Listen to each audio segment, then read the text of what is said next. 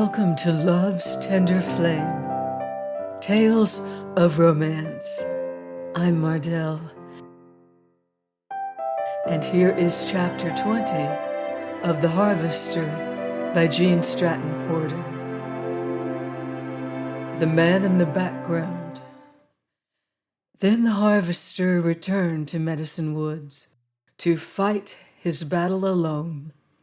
At first the pain seemed unendurable, but work always had been his panacea, and it was his salvation now. He went through the cabin, folding bedding and storing it in closets, rolling rugs sprinkled with powdered alum, packing cushions, and taking window seats from the light. "Our sleeping room and the kitchen will serve for us, Bill," he said. "We will put away these other things carefully, so they will be as good as new when the girl comes home." The evening of the second day he was called to the telephone. "There's a telegram for you," said a voice, "a message from Philadelphia. It reads, 'Arrive safely. Thank you for making me come. Dear old people, will write soon. With love, Ruth.' Have you got it?" "No," lied the harvester, grinning rapturously. "Repeat it again slowly, and give me time after each sentence to write it. Now go on." He carried the message to the back steps and sat reading it again and again.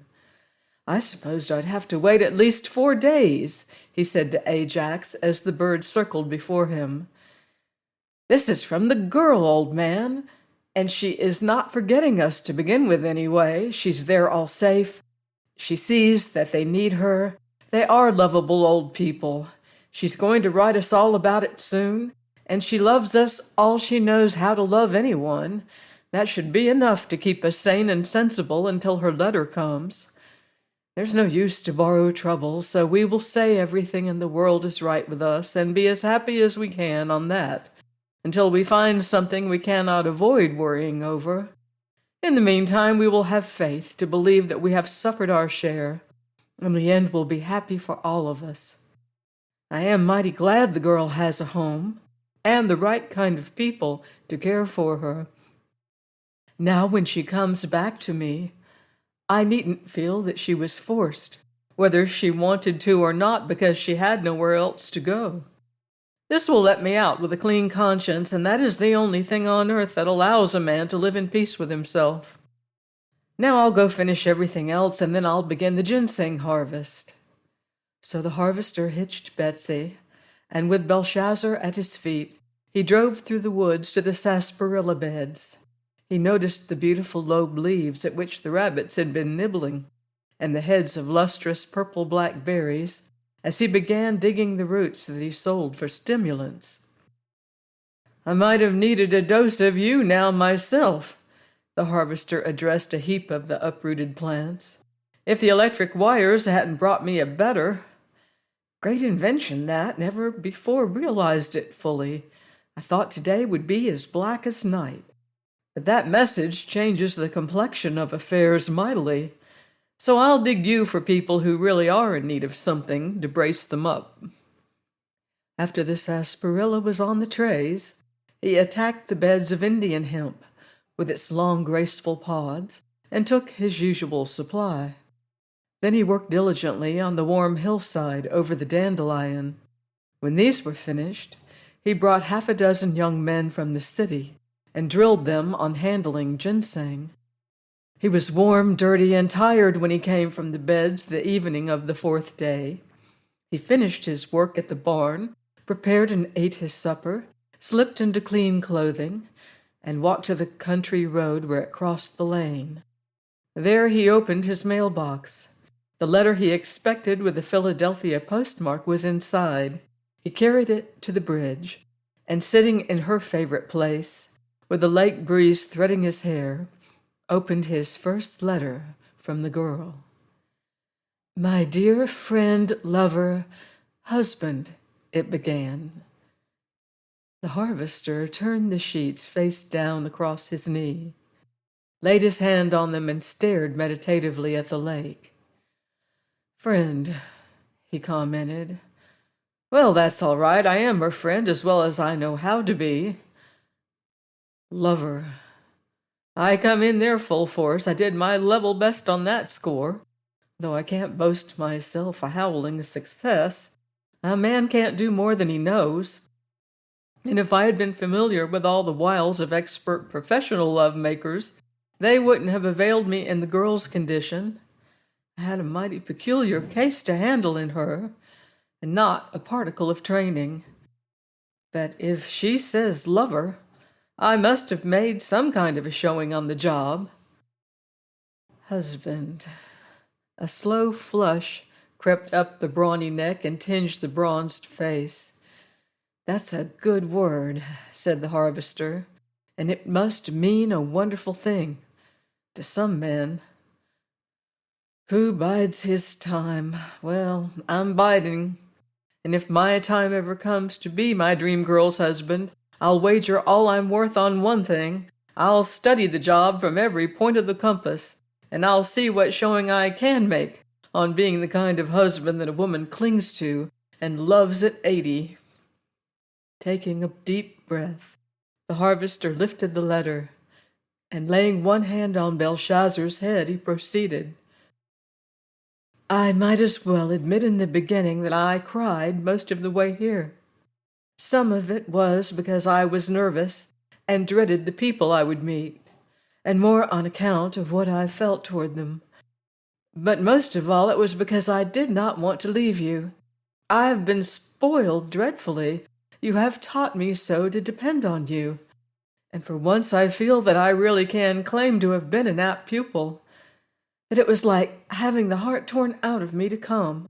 I want you to know this, because it will teach you that I have a little bit of appreciation of how good you are to me, and to all the world as well. I am glad that I almost cried myself sick over leaving you. I wish now I just had stood up in the car and roared like a burned baby. But all the tears I shed in fear of grandfather and grandmother were wasted.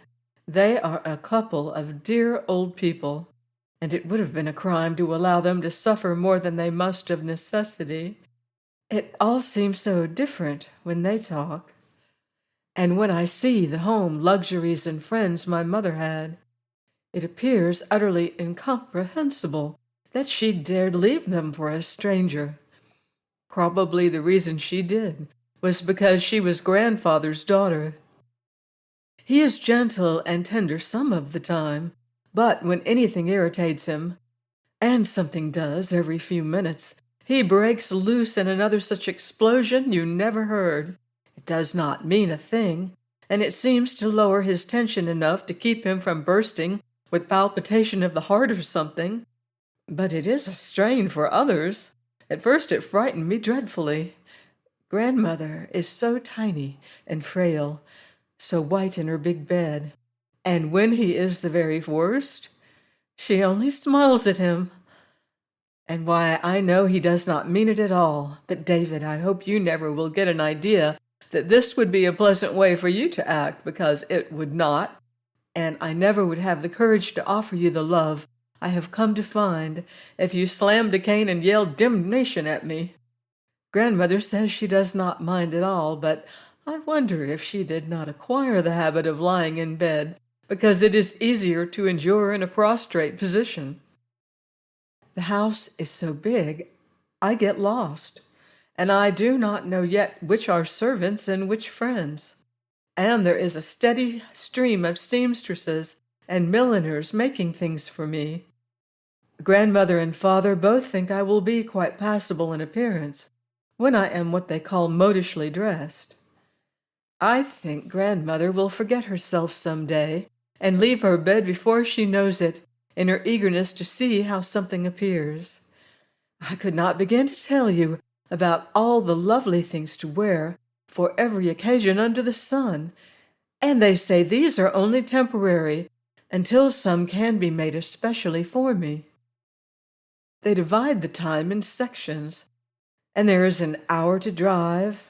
I am to have a horse and ride later, and a time to shop, so long to visit grandmother, and set hours to sleep, dress, to be fitted, taken to see things, music lessons, and a dancing teacher. I think a longer day will have to be provided. I do not care anything about dancing. I know what would make me dance nicely enough for anything, but I'm going to try the music and see if I can learn just a few little songs and some old melodies for evening when the work is done and the fire burns low and you are resting on the rug. There is enough room for a piano between your door and the south wall, and that corner seems vacant anyway. You would like it, David, I know, if I could play and sing just enough to put you to sleep nicely.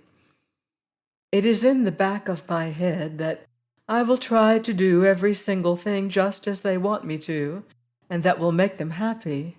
But never forget that the instant I feel in my soul that your kiss is right on my lips, I'm coming to you by lightning express, and I told them so the first thing, and that I only came because you made me.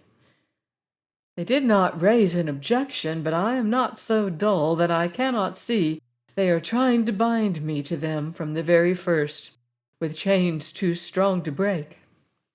We had just one little clash. Grandfather was mightily pleased over what you told Mr. Kennedy about my never having been your wife, and that I was really free. There seems to be a man, the son of his partner, whom Grandfather dearly loves, and he wants me to be friends with his friend.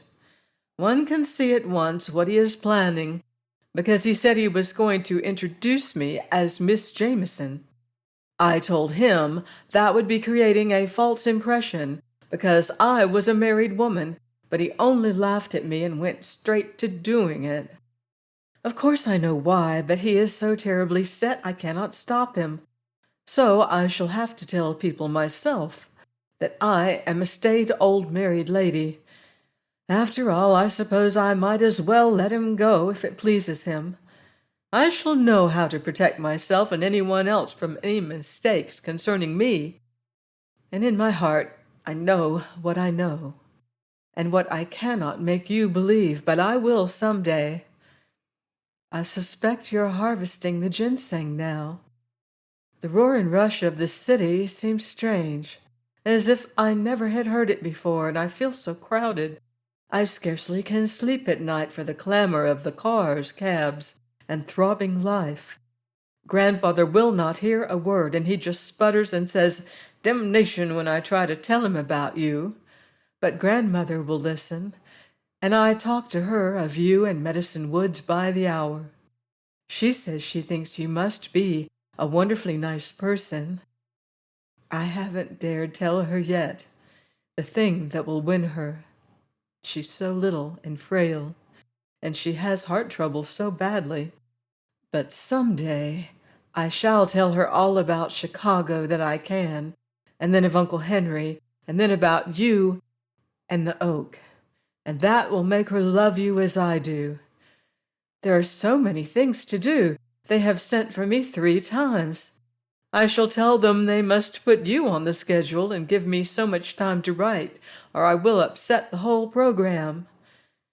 I think you will like to know that Mr. Kennedy told Grandfather all you said to him about my illness, for almost as soon as I came, he brought a very wonderful man to my room, and he asked many questions, and I told him all about it and what I had been doing. He made out a list of things to eat and exercises. I am being taken care of just as you did, so I will go on growing well and strong. The trouble is, they are too good to me. I would just love to shuffle my feet in dead leaves and lie on the grass this morning. I never got my swim in the lake. I will have to save that until next summer. He also told Grandfather what you said about Uncle Henry, and I think he was pleased that you tried to find him as soon as you knew. He let me see the letter Uncle Henry wrote, and it was such a vile thing, just such as he would write. It asked how much he would be willing to pay for information concerning his heir. I told Grandfather all about it, and I saw the answer he wrote. I told him some things to say, and one of them was that the honesty of a man without a price prevented the necessity of anything being paid to find me. Other was that you located my people yourself, and at once sent me to them against my wishes. I was determined that he should know that. So Uncle Henry missed his revenge on you. He evidently thought he not only would hurt you by breaking up your home and separating us, but also he would get a reward for his work. He wrote some untrue things about you, and I wish he hadn't, for grandfather can think of enough himself, but I will soon change that. Please, please take good care of all my things, my flowers and vines, and most of all, tell Belshazzar to protect you with his life. And you be very good to my dear, dear lover. I will write again soon. Ruth. When the harvester had studied the letter until he could repeat it backward, he went to the cabin and answered it. Then he sent subscriptions for 2 of Philadelphia's big dailies and harvested ginseng from dawn until black darkness. Never was such a crop grown in America. The beds had been made in the original home of the plant, so that it throve under perfectly natural conditions in the forest. But here and there branches had been thinned above, and nature helped by science below. This resulted in thick, pulpy roots of astonishing size and weight. As the harvester lifted them, he bent the tops and buried part of the seed for another crop. For weeks he worked over the bed. Then the last load went down the hill to the dry house, and the helpers were paid. Next, the fall work was finished. Fuel and wood were stored for winter, while the cold crept from the lake, swept down the hill, and surrounded the cabin. The harvester finished long days in the dry house and storeroom, and after supper he sat by the fire reading over the girl's letters, carving on her candlesticks, or in the workroom bending above the boards he was shaving and polishing for a gift he had planned for her Christmas. The Careys had him in their home for Thanksgiving. He told them all about sending the girl away himself, read them some of her letters, and they talked with perfect confidence of how soon she would come home. The harvester tried to think confidently, but as the days went by, the letters became fewer, always with the excuse that there was no time to write, but with loving assurance that she was thinking of him and would do better soon. However, they came often enough that he had something new to tell his friends, so that they did not suspect that waiting was a trial to him. A few days after Thanksgiving, the gift that he had planned was finished. It was a big burl maple box, designed after the hope chests that he saw advertised in magazines. The wood was rare, cut in heavy slabs, polished inside and out, dovetailed corners with ornate brass bindings, hinges and lock, and hand-carved feet. On the inside of the lid, cut on a brass plate, was the inscription, Ruth Langston, Christmas of 1910, David. Then he began packing the chest. He put in the finished candlesticks and a box of candleberry dips he had made of delightfully spiced wax, colored pale green. He ordered the doll weeks before from the largest store in Onabasha, and the dealer brought on several that he might make a selection. He chose a large baby doll almost life-size and sent it to the dressmaking department to be completely and exquisitely clothed. Long before the day, he was picking kernels to glaze from nuts, drying corn to pop, and planning candies to be made of maple sugar. When he figured it was time to start the box, he worked carefully, filling spaces with chestnut and hazel burrs, and finishing the tops of boxes with gaudy red and yellow leaves he had kept in their original brightness by packing them in sand. He put in scarlet berries of mountain ash and long, twining sprays of yellow and red bittersweet berries for her room. Then he carefully covered the chest with cloth, packed it in an outside box, and sent it to the girl by express. As he came from the train shed where he had helped with the loading, He met Henry Jameson. Instantly, the long arm of the harvester shot out, and in a grip that could not be broken, he caught the man by the back of the neck and proceeded to dangle him. As he did so, he roared with laughter. "Dear Uncle Henry," he cried, "how did you feel when you got your letter from Philadelphia? Wasn't it a crime that an honest man, which same refers to me, beat you? Didn't you gnash your teeth when you learned that instead of separating me from my wife, I had found her people and sent her to them myself? Didn't it rend your soul to miss your little revenge and fail to get the good fat reward you confidently expected? Ha ha! Thus are lofty souls downcast. I pity you, Henry Jameson, but not so much that I won't break your back if you meddle in my affairs again, and I'm taking this opportunity to tell you so. Here you go out of my life, for if you appear in it once more, I will finish you like a copperhead. Understand?" With a last shake, the harvester dropped him and went into the express office, where several men had watched the proceedings. "Been dipping in your fares, has he?" asked the expressman. "Trying it," laughed the harvester. "Well, he's just moving to Idaho, and you probably won't be bothered with him any more." "Good news," said the harvester. He felt much relieved as he went back to Betsy and drove to Medicine Woods. The Careys had invited him, but he chose to spend Christmas alone. He had finished breakfast when the telephone bell rang, and the expressman told him there was a package for him from Philadelphia. The harvester mounted Betsy and rode to the city at once. The package was so very small, he slipped it into his pocket and went to the doctor's to say Merry Christmas. To Mrs. Carey, he gave a pretty lavender silk dress, and to the doctor a new watch chain. Then he went to the hospital, where he left with Molly a set of china dishes from the girl, and a fur-lined greatcoat, his gift to Dr. Harmon. He rode home and stabled Betsy, giving her an extra quart of oats, and going into the house he sat by the kitchen fire and opened the package. In a nest of cotton lay a tissue-wrapped velvet box, and inside that, in a leather pocket case, an ivory miniature of the girl by an artist who knew how to reproduce life. It was an exquisite picture and a face of wonderful beauty. He looked at it for a long time, and then called Belshazzar and carried it out to show Ajax.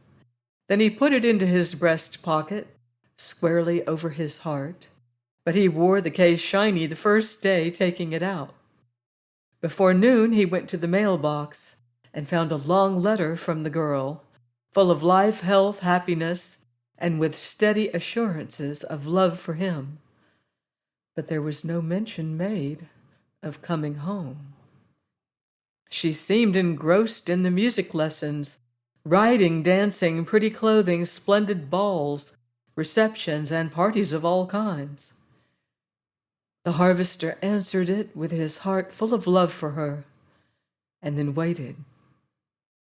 It was a long week before the reply came, and then it was short on account of so many things that must be done, but she insisted that she was well, happy, and having a fine time. After that, the letters became less frequent and shorter.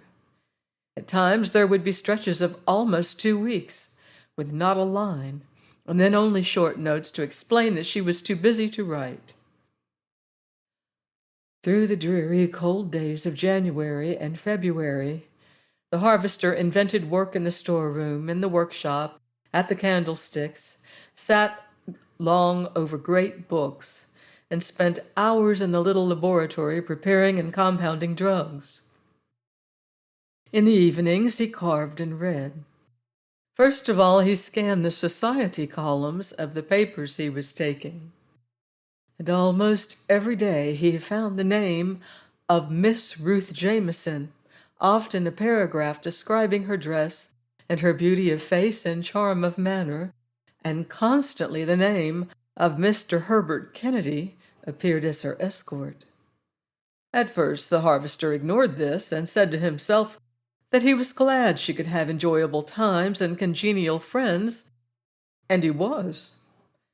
But as the letters became fewer, paper paragraphs more frequent, and approaching spring worked its old insanity in the blood, gradually an ache crept into his heart again, and there were days when he could not work it out. Every letter she wrote, he answered just as warmly as he felt that he dared. But when they were so long coming, and his heart was overflowing, he picked up a pen one night and wrote what he felt. He told her all about the ice-bound lake, the lonely crows in the big woods, the sapsucker's cry, and the gay cardinal's whistle. He told her about the cocoons dangling on bushes or rocking on twigs that he was cutting for her. He warned her that spring was coming and soon she would begin to miss wonders for her pencil. Then he told her about the silent cabin, the empty rooms, and a lonely man. He begged her not to forget the kiss she had gone to find for him. He poured out his heart unrestrainedly, and then folded the letter, sealed and addressed it to her, in care of the fire fairies, and pitched it into the ashes of the living room fireplace. But expression made him feel better. There was another longer wait for the next letter, but he had written her so many in the meantime that a little heap of them had accumulated as he passed through the living room on his way to bed. He had supposed she would be gone until after Christmas when she left, but he never had thought of harvesting sassafras and opening the sugar camp alone. In those days his face appeared weary, and white hairs came again on his temples. Carrie met him on the street and told him that he was going to the National Convention of Surgeons at New York in March and wanted him to go along and present his new medicine for consideration. "All right," said the harvester instantly. "I will go." He went and interviewed Mrs. Carey, and then visited the doctor's tailor and a shoe store, and bought everything required to put him in condition for traveling in good style, and for the banquet he would be asked to attend. Then he got Mrs. Carey to coach him on spoons and forks, and declared he was ready. When the doctor saw that the harvester really would go, he sat down and wrote the president of the association, telling him in brief outline of Medicine Woods and the man who had achieved a wonderful work there, and of the compounding of the new remedy. As he expected, return mail brought an invitation for the harvester to address the association and describe his work and methods, and present his medicine.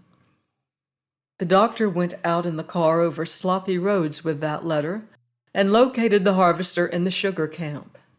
He explained the situation, and to his surprise, found his man intensely interested.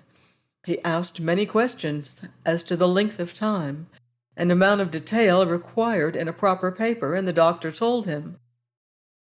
"But if you want to make a clean sweep, David," he said, "write your paper simply and practice until it comes easy before you speak." That night, the harvester left work long enough to get a notebook, and by the light of the campfire, and in company with the owls and coons, he wrote his outline. One division described his geographical location. Another traced his ancestry and education in woodlore. One was a tribute to the mother who molded his character and ground into him stability for his work. The remainder described his methods in growing drugs, drying and packing them, and the end was a presentation for their examination of the remedy that had given life where a great surgeon had conceded death. Then he began amplification. When the sugar making was over, the harvester commenced his regular spring work, but his mind was so busy over his paper that he did not have much time to realize just how badly his heart was beginning to ache. Neither did he consign so many letters to the fire fairies, for now he was writing of the best way to dry hydrastis and preserve ginseng seed, The day before time to start, he drove to Onabasha to try on his clothing and have Mrs. Carey see if he had been right in his selections. While he was gone, Granny Moreland, wearing a clean calico dress and carrying a juicy apple pie, came to the stretch of flooded marshland, and finding the path under water, followed the road and crossing a field reached the levee and came to the bridge of Singing Water, where it entered the lake.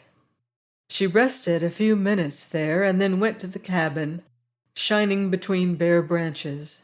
She opened the front door, entered, and stood staring around her.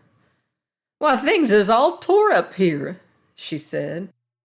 "Now, ain't that sensible of David to put everything away and save it nice and careful till his woman gets back? Seems as if she's good and plenty long coming. Seems as if her folks needs her mighty bad, or she's having a better time than the boy is, or something." She set the pie on the table, went through the cabin and up the hill a little distance, calling the harvester. When she passed the barn, she missed Betsy in the wagon. Then she knew he was in town. She returned to the living room and sat looking at the pie as she rested.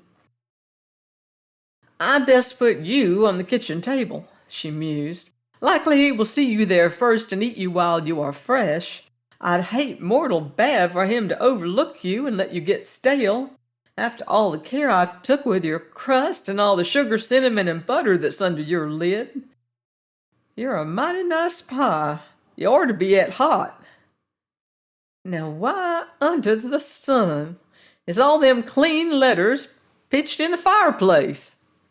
Granny knelt, and selecting one, she blew off the ashes, wiped it with her apron, and read, "To Ruth, in care of the fire fairies." "What is the Sam Hill is the idiot writing his woman like that for?" cried Granny, bristling instantly. "And why is he putting pages and pages of good reading like this? Must have it in care of the fire fairies. Too much alone, I guess. He's going wrong in his head. Nobody at themselves would do such a fool trick as this. I believe I'd better do something. Course I had. These is writ to Ruth. She ought to have 'em. I wished I'd learned how she gets her mail. I'd send her some, maybe 3. I'd send a fat and a lean and a middlin' so she'd have a sample of all the kinds they is. There's no way to write letters and pitch them in the ashes. That means the poor boy is honing to say things he dasn't, so he's writing them out and never sending them at all. Now what's that little hussy gone so long for anyway? I'll fix her." Granny selected 3 letters, blew away the ashes, and tucked the envelopes inside her dress. "If I only knowed how to get at her," she muttered. She stared at the pie. "I guess you got to go back," she said. "And be et by me, like as not I'll stall myself, for I got one already. But if David has got these fool things counted and misses any, and then finds that pie here, he'll suspicion me. Yes, I got to take you back and hurry my stumps at that." Granny arose with the pie, cast a lingering and covetous glance at the fireplace, stooped and took another letter, and then started down the drive. Just as she reached the bridge, she looked ahead and saw the harvester coming up the levee. Instantly she shot the pie over the railing and with a groan watched it strike the water and disappear. "Lord of love!" she gasped, sinking to the seat. "That was one of Grandmother's willer plates that I promised Ruth. 'Tain't likely I'll ever see hide nor hair of it again. But there weren't no place to put it. I dasn't let him know I'd been up at the cabin. Maybe I can fetch a boy some day and have him dive for it. How long can a plate be in water and not get spiled anyway?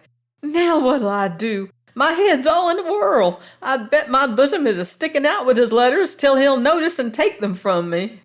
She gripped her hands across her chest and sat staring at the harvester as he stopped on the bridge, and seeing her attitude and distressed face, he sprang from the wagon. "Why, Granny, are you sick?" he cried anxiously. "Yes," gasped Granny Moreland. "Yes, David, I am. I'm a miserable woman. I never was in such shape in all my days." "Let me help you to the cabin. I'll see what I can do for you," offered the harvester. "No, this is just out of your reach," said the old lady. I want to see Dr. Carey bad." Are you strong enough to ride in, or shall I bring him? I can go. I can go well as not, David, if you'll take me. Let me run Betsy to the barn and get the girls phaeton. The wagon is too rough for you. Are the pains in your chest dreadful? I don't know how to describe them, said Granny with perfect truth. The harvester leaped into the wagon and caught up the lines. As he disappeared around the curve of the driveway, Granny snatched the letters from her dress front and thrust them deep into one of her stockings. Now, drat you, she cried, stick out all you please. Nobody'll see you there. In a few minutes, the harvester helped her into the carriage and drove rapidly toward the city. You needn't strain your critter, said Granny. It's not so bad as that, David. Is your chest any better? A sight better, said Granny. Shaken up little appears to do me good. You never should have tried to walk. Suppose I hadn't been there. And you came the long way, too. I'll have a telephone run to your house so you can call me after this. Granny sat very straight suddenly. My, wouldn't that get away with some of my foxy neighbors, she said. Me to have a phone like they do and be conversing at all hours of the day with my son's folks and everybody? I'd be tickled to pieces, David. Then I'll never dare do it, said the harvester, because I can't keep house without you. Well, where's your own woman? Promptly inquired Granny. She can't leave her people. Her grandmother is sick. Grandmother, you're afoot, cried the old woman. I've been hearing that song and dance from the neighbors. But you got to fool younger people than me on it, David. When did any grandmother ever part a pair of youngsters just married for months at a clip? I'd like to cast my eyes on that grandmother. She's a new breed. I was as good a mother as 'twas in my skin to be, and I'd like to see a child of mine do it for me. And as for my grandchildren, it hustles some of them to recognize me passing on the big road, especially if it's Peter's girl with a town beau. The harvester laughed. The old lady leaned toward him with a mist in her eyes and a quaver in her voice and asked softly, Got a friend that could help you, David? The man looked straight ahead in silence. Bamfoozle all the rest of 'em, much as you please, lad, but I stand to you in the place of your ma, and so I asked you plainly, you got a friend that could help? I can think of no way in which anyone could possibly help me, dear, said the harvester gently. It is a matter I can't explain, but I know of nothing that anyone could do. You mean your tight mouth? You could tell me, just like you would your ma, if she was up and coming, but you can't quite put me in her place and spit it out plain. Now, maybe I can help you. Is it her fault or yourn? Mine entirely. What a fool question. I might have knowed it. I never saw a loving or sweeter girl in these parts. I just worship the ground she treads on. And you, lad, you ain't had a heart in your body since you first saw her face. If I had the strength, I'd haul you out of this carriage and I'd hammer you meller, David Langston. What in the name of sense have you gone and done to the purty, loving child? The harvester's face flushed, but a line around his mouth whitened. Loosen up, commanded Granny. I got some rights in this case that maybe you don't remember. You asked me to help you get ready for her. I done what you wanted. You invited me to visit her, and I just loved her sweet, pretty ways. You wanted me to shut up my house and come over for weeks to help take care of her, and I done it gladly. For her pain and your suffering cut me as if 'twas my living flesh and blood. So you can't shut me out now. I'm in with you and her to the end. Now what blame fool thing have you gone and done to drive away for months a girl that fair worshipped you? That's exactly the trouble, Granny, said the harvester. She didn't. She merely respected and was grateful to me, and she loved me as a friend. But I never was any nearer her husband than I am yours. I always knowed there was a screw loose somewhere, commented Granny. And so you sent her off to her worldly folks in a big wicked city to get weaned away from you complete? I sent her to see if absence would teach her anything, I had months with her here, and I lay awake at nights, thinking up new plans to win her. I worked for her love as I never worked for bread. But I couldn't make it, so I let her go to see if separation would teach her anything. Mercy me! Why, you crazy critter! The child did love you. She loved you nothing plenty. She loved you faithful and true. She was just the light of her eyes. I don't see how a girl could think more of a man. What in the name of sense are you expecting months of separation to teach her? But to forget you and maybe turn her to someone else? I hoped it would teach her what I call love means, explained the harvester. Why, you dratted popinjay, if ever in all my bored days I wanted to take a man and just literally mop up the earth with him, it's right here now. Absence teach her what you call love. Idiot! That's your job. But, Granny, I couldn't. Wouldn't, you mean? No doubt I hain't no matter a notion in my head but that child, depending on you and grateful as she was, and tender and loving and all such as I hain't a doubt but she come to you plain and told you she loved you with all her heart. Now what more could you ask? That she understand what love means before I can accept what she offers. You puddin'-head, you blunderbuss, cried Granny. Understand what you mean by love. If you're going to bar a woman from being a wife till she knows what you mean by love, you'll stop about 9/10 of the weddings in the world, and t'other 10th will be women no decent-minded man would join with. Granny, are you sure? Well, living through it, and upward of 70 years with other women ought to teach me something. The girl offered you all any man needs to ask or get. Her foundations was laid in faith and trust. Her affections was caught by every loving, tender, thoughtful thing you did for her. And everybody knows you did a plenty, David. I never seen such a master hand as courting as you be. You had her loving you, all any good woman knows how to love a man. All you needed to have done was take her in your arms and make her your wife, and she'd have waked up to what you meant by love. But suppose she never awakened? Ah, bosh. Suppose water won't wet. Suppose fire won't burn. Suppose sun won't shine. That's the law of nature, man. If you think I ain't got no sense at all, I just dare you to ask Dr. Carey.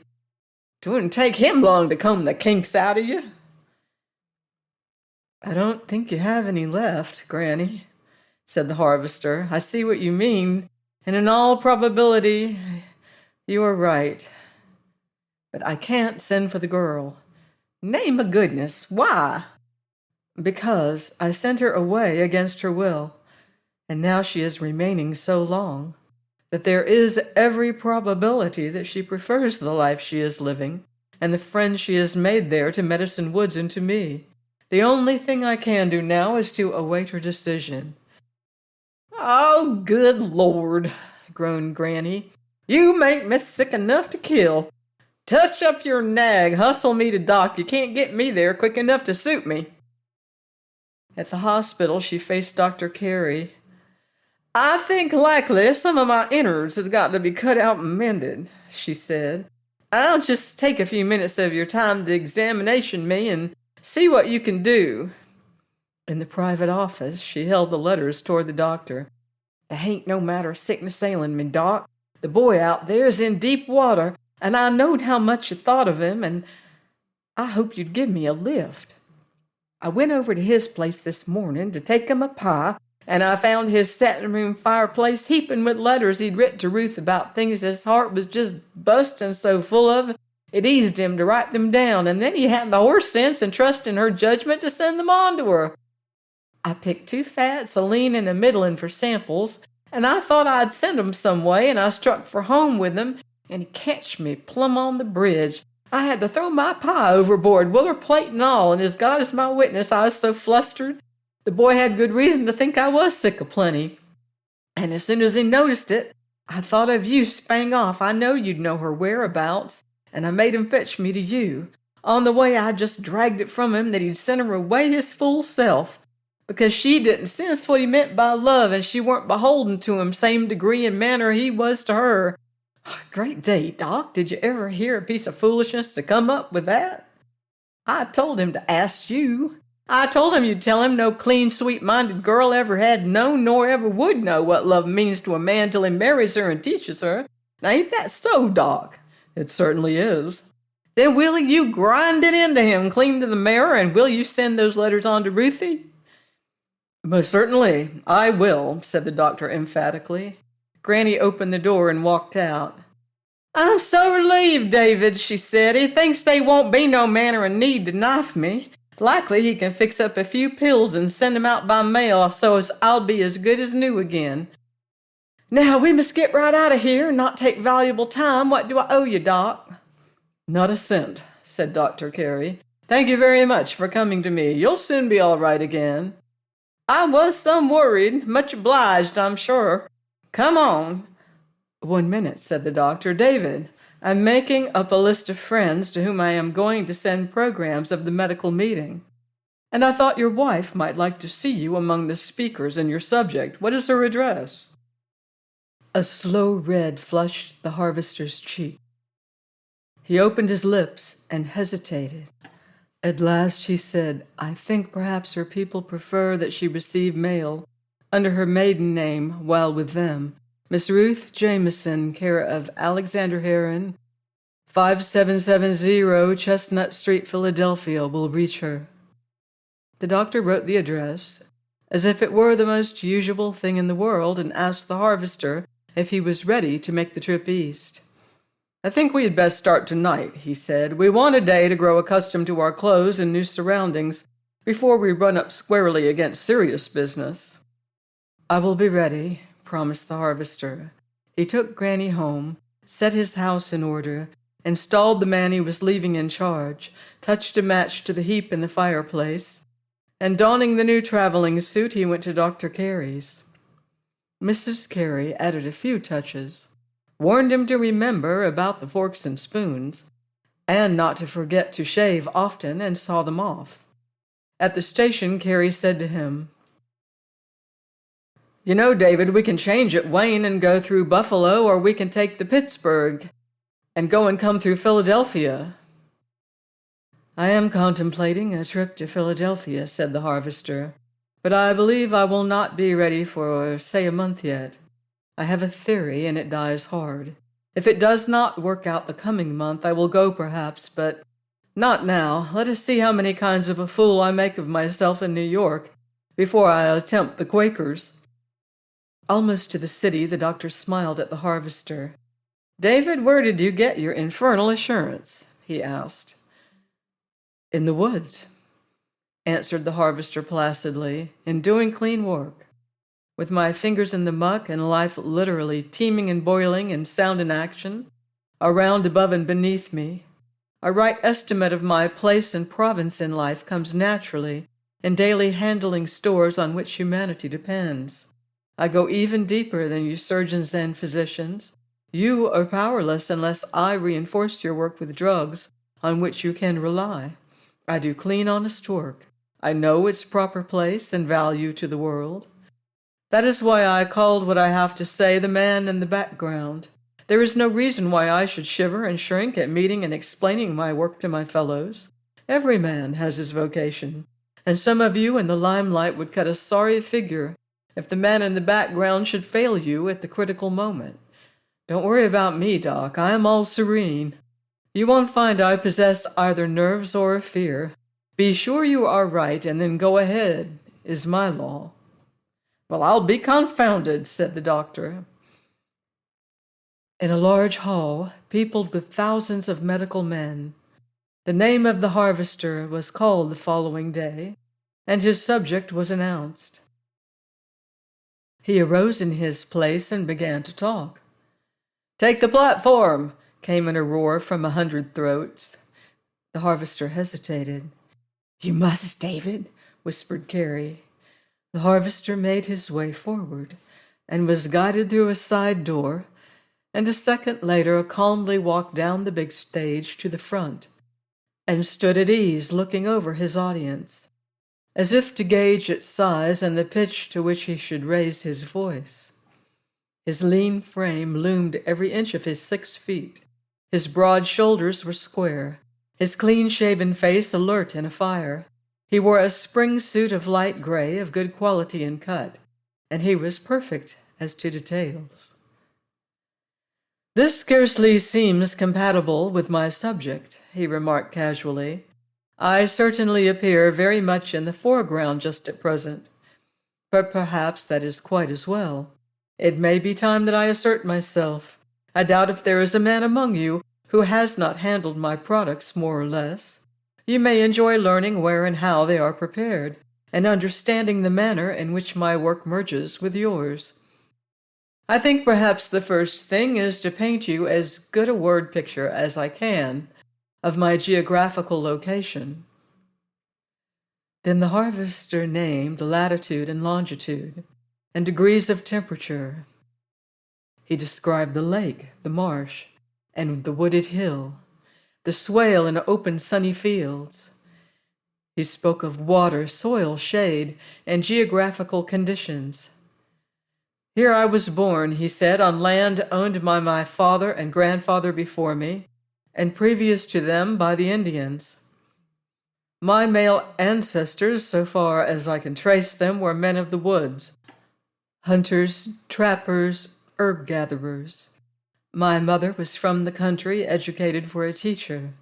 She had the most inexorable willpower of any woman I ever have known. From my father I inherited my love for muck on my boots, resin in my nostrils, the long trail, the campfire, forest sounds, and silences in my soul. From my mother I learned to read good books, to study subjects that puzzled me, to tell the truth, and to keep my body and soul clean, and to pursue with courage the thing to which I set my hand. There was not money enough to educate me as she would. Together we learned to find it in the forest. In early days we sold ferns and wildflowers to city people, harvested the sap of the maples in spring and the nut crop of the fall. Later, as we wanted more, we trapped for skins and collected herbs for the drug stores. This opened me to a field I was peculiarly fitted to enter. I knew woodcraft instinctively.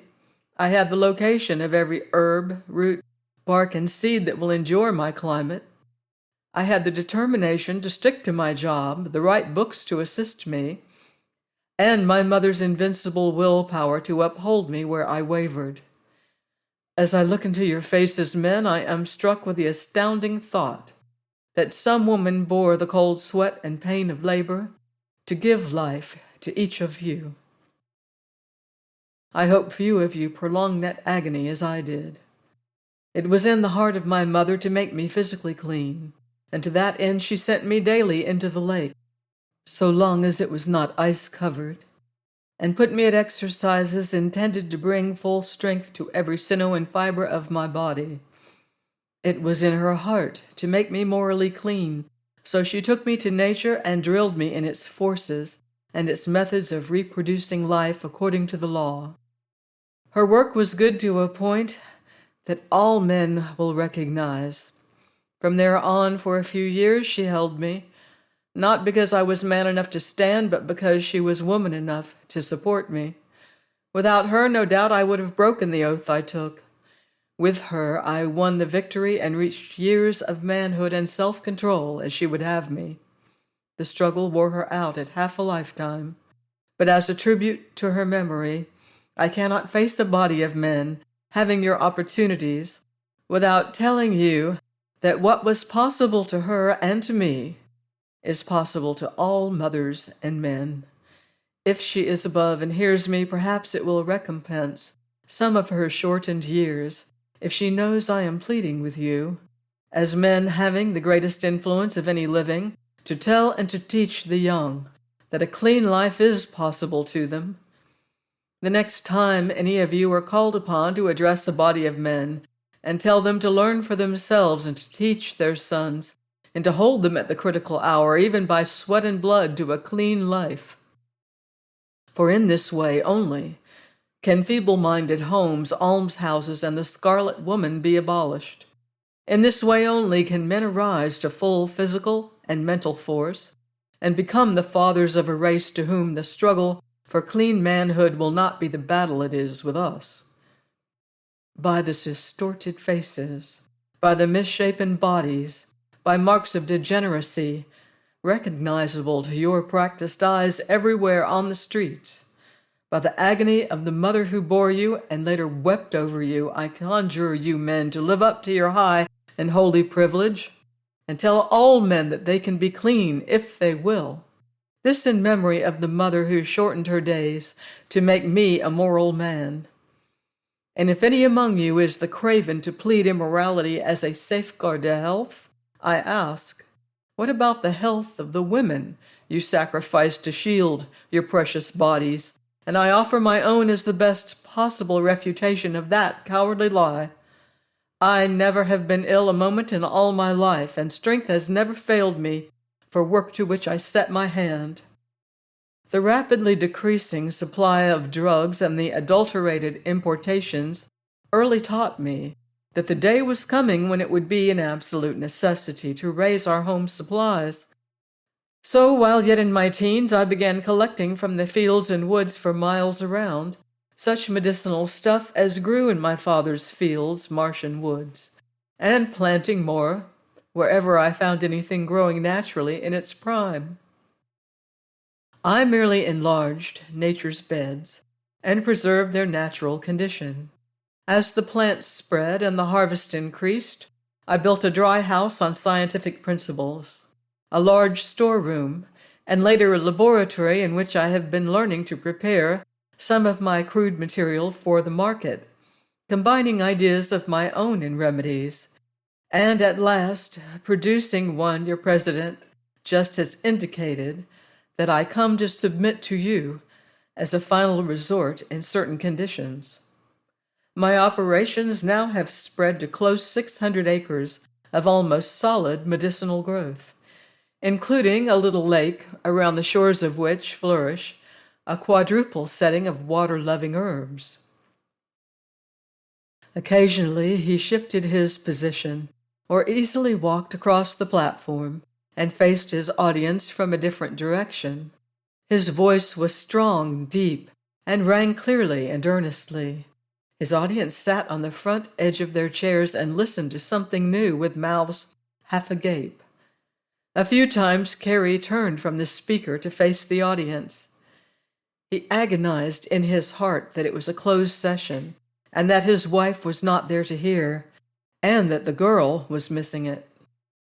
By the bent backs and flying fingers of the reporters at their table in front, he could see that tomorrow the world would read the harvester's speech. And if it were true that the little mother had shortened her days to produce him, she had done earth a service for which many generations would call her blessed. For the doctor could look ahead, and he knew that this man would not escape. The call for him and his unimpeachable truth would come from everywhere, and his utterances would carry as far as newspapers and magazines were circulated. The good he would do would be past estimation. The harvester continued. He was describing the most delicate and difficult of herbs to secure. He was telling how they could be raised, prepared, kept, and compounded. He was discussing diseases that did not readily yield to treatment, pointing out what drugs were customarily employed and offering, if any of them had such cases, and would send to him to forward samples of unadulterated stuff sufficient for a test comparison with what they were using. He was walking serenely and surely into the heart of every man before him. Just at the point where it was the psychological time to close, he stopped and stood a long instant facing them, and then he asked softly, "Did any man among you ever see the woman to whom he had given a strong man's first passion of love slowly dying before him?" One breathless instant he waited and then continued, "Gentlemen, I recently saw this in my own case. For days it was coming, so at night I shut myself in my laboratory, and from the very essence of the purest of my self-compounded drugs, I distilled a stimulant into which I put a touch of heart remedy, a brace for weakening nerves, a vitalization of sluggish blood.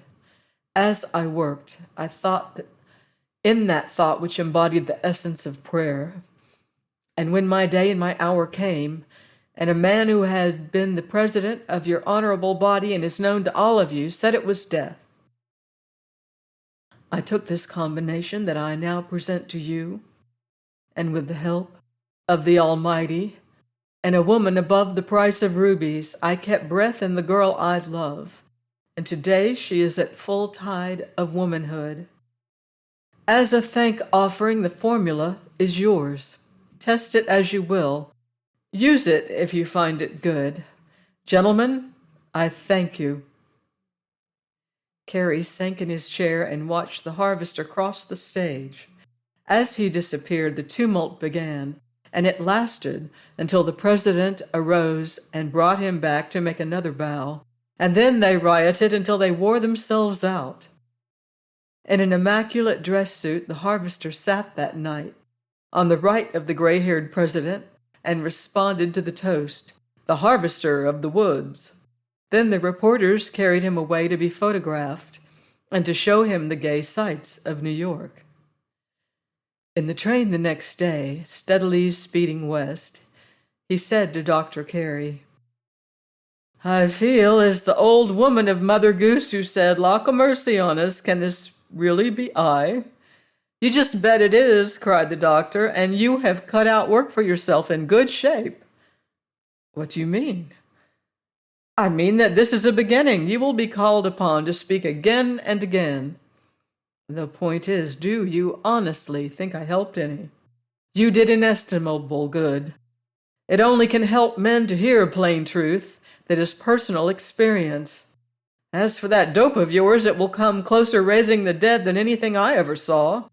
Next case I see slipping after I've done my best, I'm going to try it out for myself." "All right, phone me, and I'll bring some fresh and help you." At Buffalo, the doctor left the car and bought a paper. As he had expected, the portrait and speech of the harvester were featured. The reporters had been gracious. They had done all that was just to a great event and allowed themselves some latitude. He immediately mailed the paper to the girl, and at Cleveland bought another for himself. When he showed it to the harvester, as he glanced at it, he observed, "Do I appear like that?" Then he went on talking with a man he had met, who interested him. Join me next week on Love's Tender Flame for another romantic chapter of The Harvester by Gene Stratton Porter. Until then, love deeply and live beautifully.